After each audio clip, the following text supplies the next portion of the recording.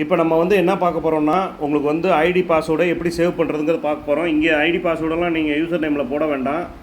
3 புள்ளியை தொடுங்க. தொட்டிங்கன்னா உங்களுக்கு வந்து செட்டிங் ஓப்பன் ஆயிரும். செட்டிங்கை தொடுங்க. அதுக்கப்புறம் கூகுள் பாஸ்வேர்டு மேனேஜரை தொடுங்க. அதுக்கப்புறம் பார்த்தீங்கன்னா மேலே வந்து ஆடு பாஸ்வேர்டுன்னு இருக்கும், அதை தொடுங்க. தொட்டுட்டு வெப்சைட் அட்ரஸை காப்பி ஏற்கனவே பண்ணி வச்சுக்கோங்க. இங்கே வந்து பேஸ்ட் பண்ணிடுங்க. பேஸ்ட் பண்ணிவிட்டு இங்கே நம்பரை வந்து டிஸ்பிளே பண்ணுங்கள். அதாவது நம்பரை டைப் பண்ணுங்கள். எஸ்சி 450 430 என்னுடைய நம்பர். இதில் வந்து ஐபான் 1 போட்டேன். நான் 7 வரைக்கும் பண்ணிட்டேன் ஏற்கனவே. இதில் 8ஆவதாக நான் பண்ணி காட்டுறேன் உங்களுக்காக. இதில் வந்து பாஸ்வேர்டை வந்து நீங்கள் டைப் பண்ணுங்கள். என்ன பண்ணுறீங்கன்னா 1 2 3 4 5 6ன்னு டைப் பண்ணிவிட்டு இந்த இடத்துல சேவ் கொடுத்துருங்க. சேவ்னு இருக்கு பாருங்கள் ரைட் சைடு மூலையில். இதில் சேவ் கொடுத்துருங்க. சேவ் கொடுத்துட்டிங்கன்னா வெளியே வந்துடும்.